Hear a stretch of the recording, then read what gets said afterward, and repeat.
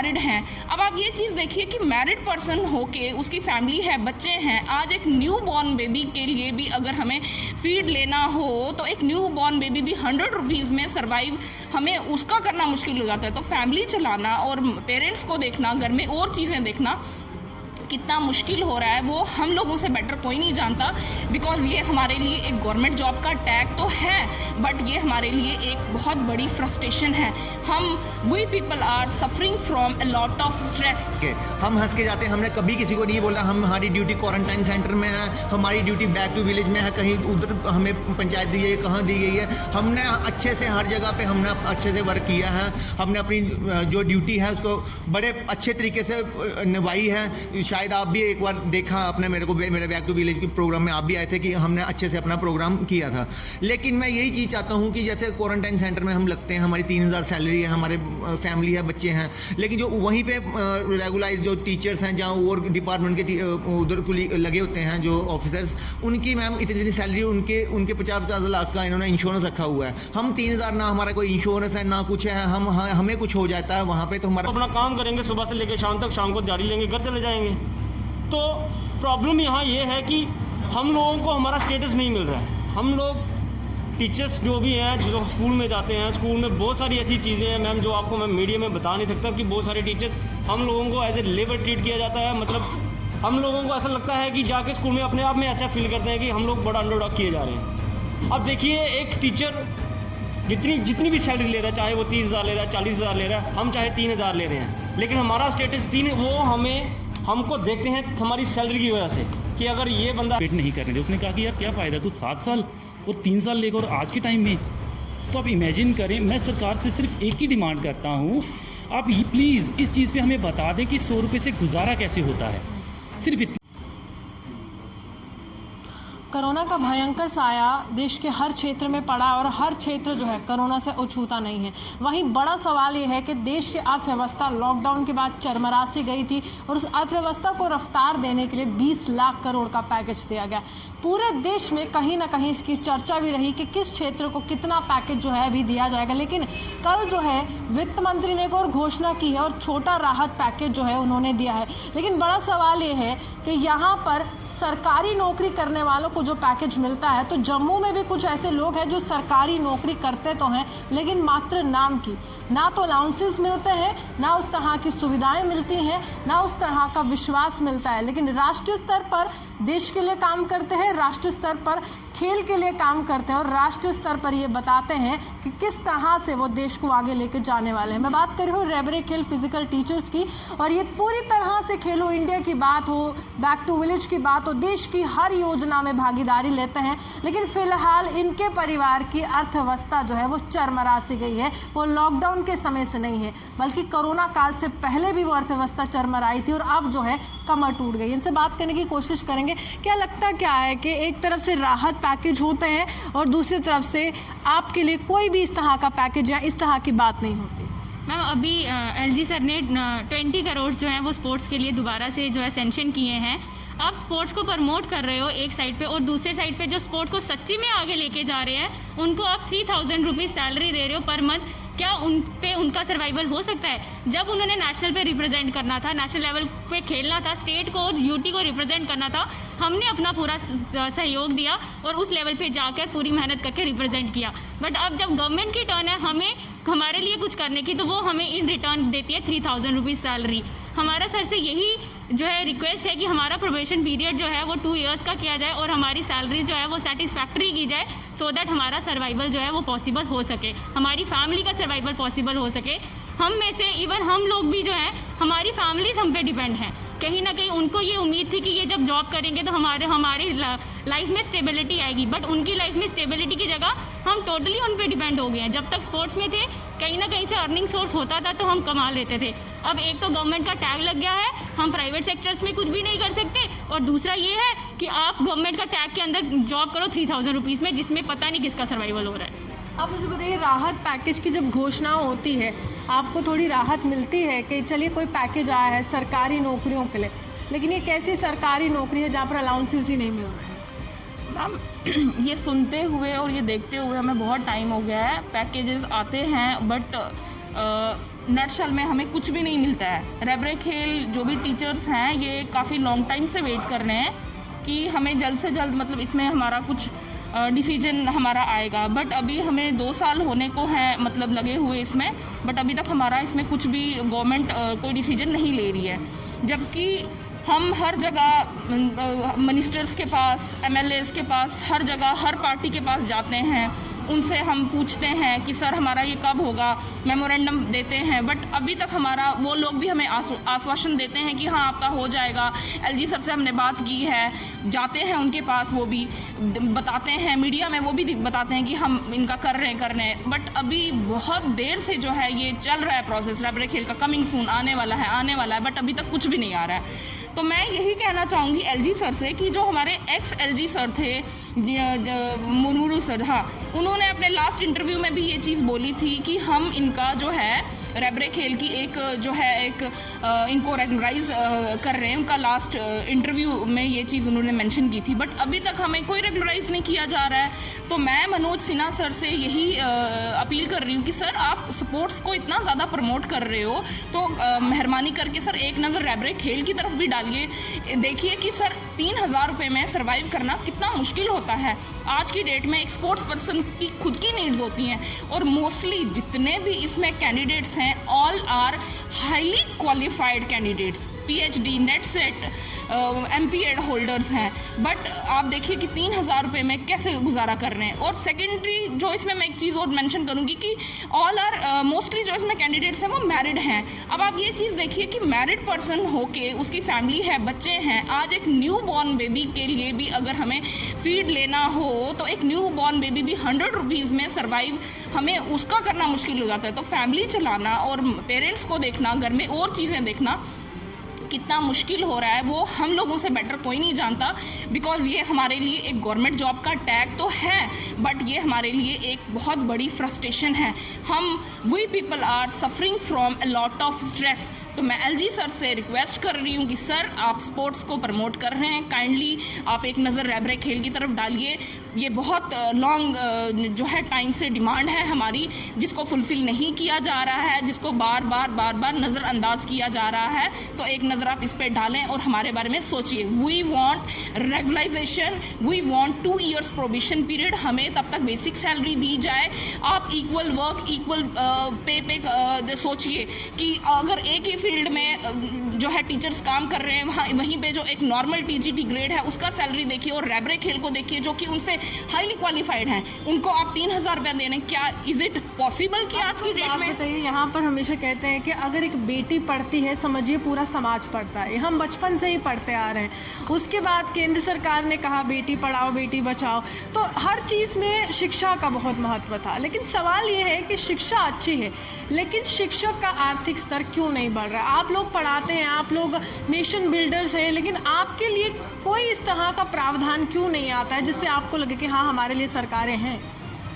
Ma'am देखिए, जहाँ तक बेटी पढ़ाओ बेटी बचाओ का आप कह रहे हैं कि मतलब वो तो मैं अपना पर्सनली आपको ये एक्सपीरियंस बताऊंगी कि जब मैं स्पोर्ट्स के लिए निकलती थी तो मेरे पेरेंट्स टचवुड, मुझे तो उनका बहुत सपोर्ट था, बट कुछ रिलेटिव्स होते थे या कुछ और लोग होते थे जो कि रोकते थे कि नहीं आप कहाँ बेटी को स्पोर्ट्स में भेज रही हो, क्या है। बट स्टिल मेरे मतलब पेरेंट्स ने, या जो भी लड़कियाँ निकलती हैं पेरेंट्स का सपोर्ट होता है तभी बाहर आती हैं। बट अगर पेरेंट्स का सपोर्ट रहा, हमने इतनी जद्दोजहद करके यहाँ तक पहुँचे, इतनी क्वालिफिकेशन जो है मतलब हमने हासिल की, आज हमें उसके बदले में क्या मिल रहा है? हम अपने पेरेंट्स को सपोर्ट नहीं कर पा रहे हैं। वो भी, उनका भी एक मतलब है कि हमें सोच के होता है कि यार आज उनका टाइम है ये चीज़ हमें उनको सपोर्ट करने का, बट आज भी हम उन्हीं के ऊपर रिस्पॉन्सिबल हैं। कहीं ना कहीं हम लोग उन्हीं से मतलब हाथ फैलाए बैठे हुए कि हमें ये चाहिए, हमारी ये बेसिक नीड्स हैं। तो हमारी गवर्नमेंट जॉब होने के बावजूद भी स्टिल हम अपनी बेसिक नीड्स को भी फुलफिल नहीं कर पा रहे हैं। तो आप मेरे को बताइए धीरज कि ये एक अहम सवाल ये है कि कमेटी ही बनाई जाती है, किसी भी चीज़ में जांच होती है, इन्वेस्टिगेशन होती है, देन डिसीजन मेकिंग बॉडी ये डिसाइड करती है whether your demand is genuine और नॉट। तो आपकी डिमांड अभी तक जेन्युइन क्यों नहीं लगी? काफ़ी समय हो मैम वही तो हम भी ये चाहते हैं कमेटी अपना डिसीजन बताए, वो क्या उन्होंने क्या डिसाइड किया हमारे बारे में, उनको क्या जेन्युइन नहीं लग रहा है इसमें, हमारी डिमांड में कौन सी चीज़ जेन्युइन नहीं है। अगर जब हमारी पॉलिसी बनाई गई थी तो उसमें अगर इन्होंने ये चीज़ लिखी, ये चीज़ मेंशन की गई थी इसके बीच में कि अगर ये 16 पॉइंट में ये चीज़ मेंशन की है कि इसको कभी भी गवर्नमेंट इसको चेंज कर सकती है। ये पॉइंट मैं आपको पहले भी आपको 2-4 बार ये पॉइंट बता चुका हूँ मैम। तो अब अगर ये है इसमें लिखा गया है कि गवर्नमेंट इसको चेंज कर सकती है, तो फिर अगर जो कमेटी बनाई गई है उसके मेंबर्स क्यों इसके ऊपर एक्शन नहीं ले रहे हैं? या तो है हमारे कोई 12th पास बच्चा लगा हो, इसमें क्राइटेरिया बनाया गया था मैम, क्राइटेरिया भी मैं 2 मिनट के लिए आपको शो करता हूँ। क्राइटेरिया बनाया गया था, देखिए इसमें PID तक और NIS तक नंबर मांगे हुए हैं और 50 मार्क्स का वाइबा हुआ है। ये थोड़ी है मैम जो पहले लगते थे जैसे कि 12th में कोई अपने गाँव का सबसे ज़्यादा पढ़ा हुआ है तो उसको लगा दो। इसमें क्राइटेरिया पूरा बना हुआ है, PID तक के मार्क्स, PID तक जिसे PID के मार्क्स लिखे हुए हैं तो PID करके बंदा 100 रुपया लेगा, पूरी ज़िंदगी दे देता बंदा PID करने में अपनी, तो उसके बाद उसके पेरेंट्स का कितना खर्चा हुआ होता है। तो उसके पेरेंट्स क्या देख रहे हैं, हमने अपने बच्चों को इतना डॉक्टर बनाया, PID करवाई उसको, तो बाद में क्या किया उसको 100 रुपीज़, वो क्या इतना जब उसका टाइम आया पेरेंट्स को संभालने का तो वो क्या पेरेंट्स को 100 रुपीज़ में संभाल सकते अपने बूढ़े माँ बाप को। 100 रुपीज़ में तो आजकल एक बच्चे की पॉकेट मनी है जो स्कूल जाता है आजकल, उसको देते हैं 100 रुपीज़। हमारे लिए तो ये मजाक बन गया हुआ है। अब ना इसको हम छोड़ सकते हैं, मैं तो कब से सोच रहा था कि इसको रिज़ाइन दे दूँ मैं इस जॉब को, लेकिन ये पॉइंट देख के मैं एक ही चीज़ आराम से देखते रहता हूँ कि चलो ठीक है गवर्नमेंट कभी भी करेगी, अगर मैं आज छोड़ दूंगा कल इसके ऊपर इंप्लीमेंट हो जाएगी तो मैं लाइफ टाइम पछताऊंगा, क्योंकि गवर्नमेंट जॉब है एटलीस्ट। तो हम इसी चीज़ के ऊपर ये देखे जा रहे हैं, गवर्नमेंट प्लीज़ इस कमेटी जो बनाई गई है उसका डिसीजन ले। अब मुझे एक बात बताइए, जो फेज़ 2 से ताल्लुक़ रखने वाले कैंडिडेट्स हैं वो आप पर ये सवाल कर रहे हैं, वो कह रहे हैं कि हमें 3000 की ही नौकरी दे दीजिए, लेकिन दे दीजिए क्योंकि हमें सरकारी नौकरी चाहिए। मैम वो देखो ये तो एक कंट्रोवर्सी मैं उनसे साथ नहीं करना चाहता, चलो उनका क्या है, हम तो जॉब कर रहे हैं, वो भी जॉब नहीं कर रहे हैं। आज मैं अगर कुछ ऐसा बोलूँगा उन्होंने कल ऐसे सड़कों पे आके बोलना है, लेकिन मैं कहता हूँ चलो ठीक है उनकी अच्छी डिमांड है, उनकी भी आए, उनकी पोस्टें आए, उनकी जो इन्होंने 7000 पोस्ट निकाली थी तो वो मतलब कि उनकी भी जो बाकी बची हुई हैं उनके लिए भी आए, ठीक है। लेकिन मैं ये कहता हूँ कि उनको भी मैं बोलता हूँ, क्योंकि हम प्राइवेट में थे मैम, 35-40 हज़ार सैलरी ले रहे थे, बड़ा अच्छा तरीके से अपना गुजारा कर रहे थे, फैमिली अपनी चला रहे थे, अपने माँ बाप को भी देख रहे, अपना खर्चा भी अच्छा निकाल रहे थे, अपने कपड़े भी लेते, अपने स्कूल और शूज़ भी लेते रहे अच्छे, अपने स्पोर्ट्स का सारा सामान लेते रहे। लेकिन आज जब रियादे खेल में लगे, शूज़ क्या कहते हैं, दुकान पे कुछ लेना भी हो ना, कुलचा भी खाना हो ना, तब भी 2-4 बार सोचना पड़ता है। तो मैं कहता हूँ कि अगर गवर्नमेंट उनके लिए पोस्टें निकाले, ठीक है, मैं कहता हूँ रैपिड खेल सेकंड फेज निकाले, उनकी डिमांड है भाई, उनका हक है, जो बच गए हैं उनका हक है।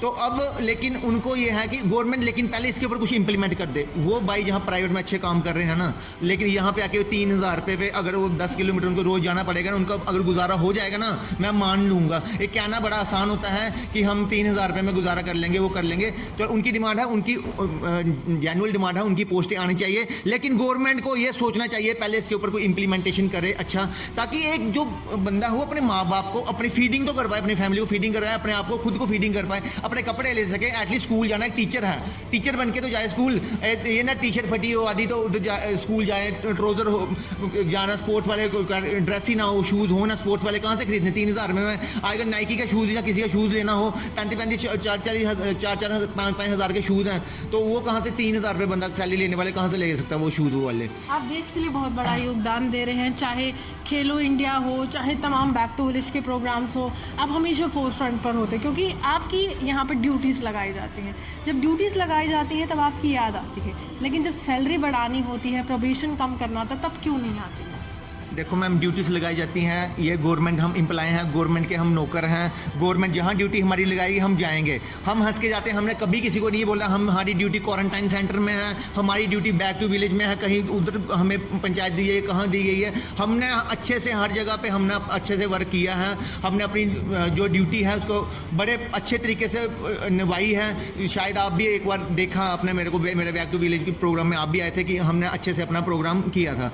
लेकिन मैं यही चीज़ चाहता हूँ कि जैसे क्वारंटाइन सेंटर में हम लगते हैं, हमारी 3000 सैलरी है, हमारे फैमिली है, बच्चे हैं, लेकिन जो वहीं पे रेगुलाइज जो टीचर्स हैं, जहाँ और डिपार्टमेंट के उधर लगे होते हैं जो ऑफिसर्स, उनकी मैम इतनी सैलरी, उनके 50-50 लाख का इन्होंने इंश्योरेंस रखा हुआ है। हम 3000 ना हमारा कोई इंश्योरेंस है ना कुछ है, हमें कुछ हो जाता है वहाँ पे तो हमारा कौन रिस्पॉन्सिबल है?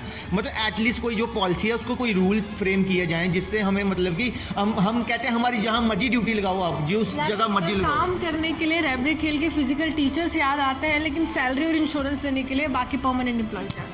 हाँ, जब काम लेना नहीं, परमानेंट एम्प्लॉय भी जाते हैं, ये नहीं है कि मैम वो नहीं जाते हैं, परमानेंट एम्प्लॉय भी काम कर रहे हैं, वहाँ पे जाते हैं अपने काम पे। हम परमानेंट एम्प्लॉय भी, हमारे से पहले भी तो काम चलता रहा। हाँ, लेकिन ये है, मैं अपने डिपार्टमेंट को ये बताता हूँ कि खेलो इंडिया में और जो आज के टाइम पे पार्टिसिपेशन होती है, जो 19 और 20 के 2019 में और 2020 में जो पार्टिसिपेशन हुई है, और पहले की पार्टिसिपेशन देख लो। पहले खेलो इंडिया में 1 लाख, 1.5 लाख, 2 लाख पार्टिसिपेशन होती थी, लेकिन अब जो जब से रैबरे खेल लगा हुआ है, रैबरे के टीचर्स लगे हैं, तब 10 लाख से ऊपर पार्टिसिपेशन हुई है। तो 8 लाख बच्चा बड़ा है, 8 लाख बच्चों ने काम सीखा है, स्पोर्ट्स को देखा है, उसको जानना है, उसके साथ जुड़ा है स्पोर्ट्स के साथ। तो 8 लाख बच्चा, जब उसमें से अगर 8 लाख में से बच्चे में से कुछ बच्चे ऐसे होंगे जो नेशनल स्टेट को, अपने नेशनल डिस्ट्रिक्ट को या स्टेट को रिप्रेजेंट किया होगा, अपना नाम रोशन कर रहे हैं, और बच्चे स्पोर्ट्स को खेल अडॉप्ट कर रहे हैं, और रैबरे खेल फिजिकल एजुकेशन टीचर्स की वजह से ही हो रहा है। मैम, आप मेरे को एक बात बताइए, जम्मू कश्मीर अब राज्य नहीं रहा है, यूटी में तब्दील हो गया, और यूटी के बहुत से कानून यहाँ पर लागू हुए हैं, लेकिन अभी तक मिनिमम वेजेस एक्ट जो है वो लागू नहीं हुआ है। अगर वो लागू हो जाता, अगर आपकी तमाम मांगे मानी जाती, तो किस तरह का फ़ायदा होना था? PhD की है, इंटेलिजेंट है, काम कर रहा है, ये जो भी है, लेकिन वो क्या देखते हैं, इनकी सैलरी 3,000 है तो ये नालायक होंगे, उनके दिमाग में इम्पैक्ट पड़ता है। पहले ही हमारी फिजिकल एजुकेशन में बहुत सारी ऐसी चीज़ें हैं। फिजिकल एजुकेशन, मैम आपको बता दूं, स्कूल की रीढ़ की हड्डी होता है। एक हेडमास्टर के बाद एक फिजिकल एजुकेशन टीचर ही ऐसा होता है जिसने पूरा स्कूल का एडमिनिस्ट्रेशन को संभाला होता है, डिसिप्लिन को संभाला होता है। लेकिन उसके बावजूद भी अगर फिजिकल एजुकेशन टीचर की एक ऐसी छवि बनाई जा रही है स्कूल में, तो आप मुझे ये बताइए, मैं गवर्नमेंट से ये सवाल करना चाहता हूँ कि हम लोग कैसे बच्चों को तैयार करेंगे, और वो बच्चे हमारे से क्या सीखेंगे कि हमको ये टीचर नहीं बनना है, क्योंकि ये टीचर पूरे दिन ग्राउंड में रहता है, धूप में रहता है, हमको तो अंदर बैठना है एसी में। या फिर हम अगर बच्चों को सिखाते भी हैं, कुछ बच्चे इंटरेस्टेड भी हैं, तो हम लोगों को मैं खुद ये चीज़ फील करता हूँ कि अगर मैंने किसी बच्चे को खिलाया, सिखाया, वो आज को बोलूँगा फिजिकल एजुकेशन पढ़, और वो फिजिकल एजुकेशन पढ़ के आगे जाके टीचर बनेगा और उसका फ्यूचर हमारी तरह हुआ, तो मेरे को भी एक बार सोचना पड़ता है कि मैं इस बच्चे को खिला रहा हूँ, क्या इसको अच्छे ट्रैक पर लेके जा रहा हूँ, या इस बच्चे का फ्यूचर स्पॉइल कर रहा हूँ। लेकिन एक अहम सवाल ये है कि आपने ये मुझे कहा, ये ठीक है, लेकिन जब आप स्पोर्ट्समैन को बनाते हैं, जब आप उन बच्चों को सिखाते हैं, बहुत बड़ी जिम्मेदारी आप लोगों पर होती है कि ये नेशनल खेलेंगे, ये इंटरनेशनल जाएंगे। जब उनके माता पिता आपके पास आते हैं, अभिभावक आते हैं, वो जब आपको शुक्रिया करते हैं, वो फीलिंग बहुत अच्छी होती है, वो प्राउड फीलिंग होती है, लेकिन तब भी कहीं टीस लगती है कि मैंने देश के लिए काम किया, लेकिन देश की सरकारों ने मेरे लिए कुछ नहीं किया। मैम बेसिकली एक टीचर की बहुत रिस्पेक्ट होती है, और हम भी फिजिकल एजुकेशन टीचर हैं, हमें भी पता था, हम जो स्कूल में पढ़ते थे, हमारे जो फिजिकल एजुकेशन टीचर होते थे, हम आज भी उनसे फ़ोन करते हैं, आज भी हमें जब वो मिलते हैं, आज भी उनकी दिल में बहुत रिस्पेक्ट है। एक टीचर की जो रिस्पेक्ट होती है, एक स्पोर्ट्स पर्सन जो टीचर्स की रिस्पेक्ट करता है, इतनी कोई भी नहीं करता, ना ही कोई कर सकता है। एक जो डिसिप्लिन होता है स्पोर्ट्स के बच्चे में, वो जितना अपने टीचर को, अपने फिजिकल एजुकेशन टीचर से प्यार करता है, इतना कोई भी नहीं करता है, ना ही कोई कर पाएगा। हमें पता है, हमने वो चीज़ फील की है, वो एक अलग जगह है। बाकी अगर अब पेरेंट्स की बात करते हैं, तो पेरेंट्स को तो आउटपुट चाहिए ना, उनको तो आउटपुट चाहिए। अगर कल को हम उनका बच्चा नेशनल भी खेल लेता है, इंटरनेशनल भी खेल लेता है, कल को तो हमसे सवाल करेंगे, सर आपने बच्चे को नेशनल खिला दिया, इंटरनेशनल खिला दिया, हमारा बच्चा तो बेरोजगार घूम रहा है, जहाँ उसको अगर नौकरी मिली तो उसको 3,000 वाली नौकरी मिली, आपने हमारे बच्चे का फ्यूचर स्पॉइल कर दिया, वो तो हमें ब्लेम करेंगे। वो उस चीज़ को फेस करने के लिए हम भी इस चीज़ को डरते हैं कि कल को गवर्नमेंट कोई ऐसा एक्शन लेगी, जहाँ कोई पता नहीं कल को क्या होना है, क्या नहीं होना, क्या उनके लिए अच्छा कल आएगा, जहाँ हमारे जैसे ही वो भी ऐसे करेंगे, इस चीज़ का किसी को पता नहीं है। लेकिन ये चीज़ मैम सोसाइटी में स्पोर्ट्स को, फिजिकल एजुकेशन को ऊपर नहीं नीचे की तरफ धकेल रही है। कोई फ़ायदा नहीं है खेलो इंडिया, फिट इंडिया, इन सब चीज़ों को लाने का, जबकि ग्राउंड पे आप इस चीज़ों को अप्लाई नहीं कर रहे, और ना ही इंफ्रास्ट्रक्चर बनाने का, जबकि आप टीचर को 3,000 दे रहे हो, इंफ्रास्ट्रक्चर बना रहे हो। बड़े बड़े हमारे RS-पुरा में स्टेडियम है, माना सिंह स्टेडियम, एक ही टीचर है, इतना बड़ा स्टेडियम है, एक सिंगल इंचार्ज है वहाँ, वो सिर्फ पूरे देख रेख करता है वहाना सिंह स्टेडियम की।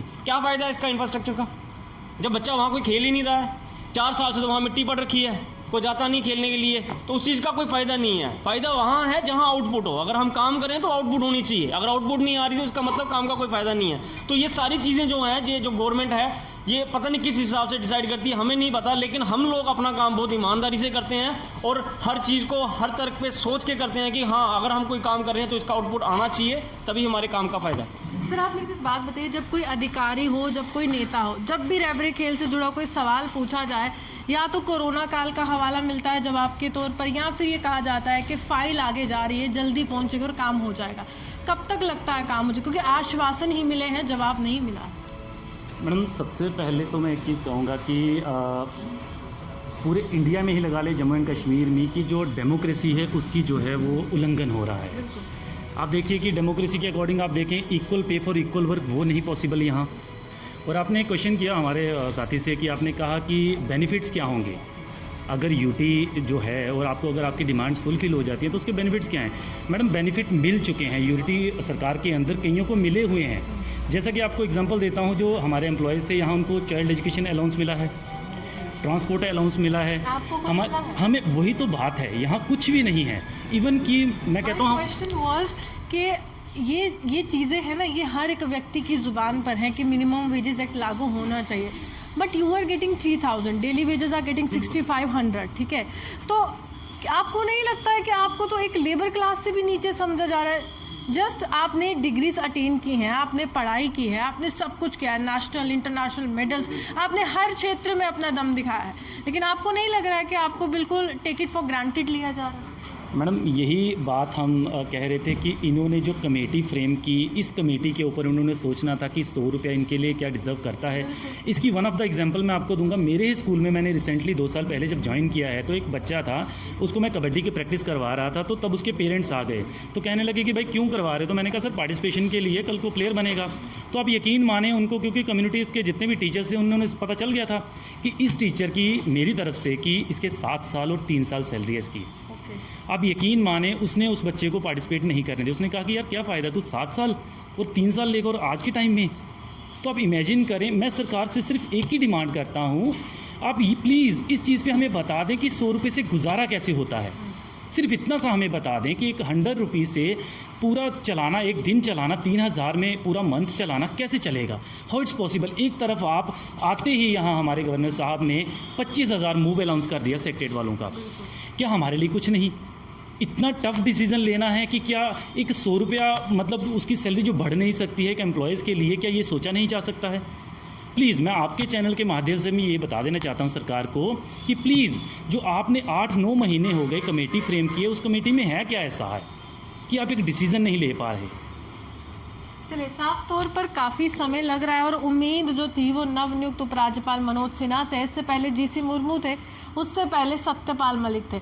लेकिन सवाल यही है कि ये तमाम लोग देश का निर्माण करते हैं, देश के लिए खेलो इंडिया को आगे बढ़ाते हैं, प्रधानमंत्री का हर एक स्लोगन उसको अपने जहन में रखते हैं और बिल्कुल यही सोचते हैं कि हमें काम करना है एक शिक्षक के तौर पर, एक खिलाड़ी के तौर पर।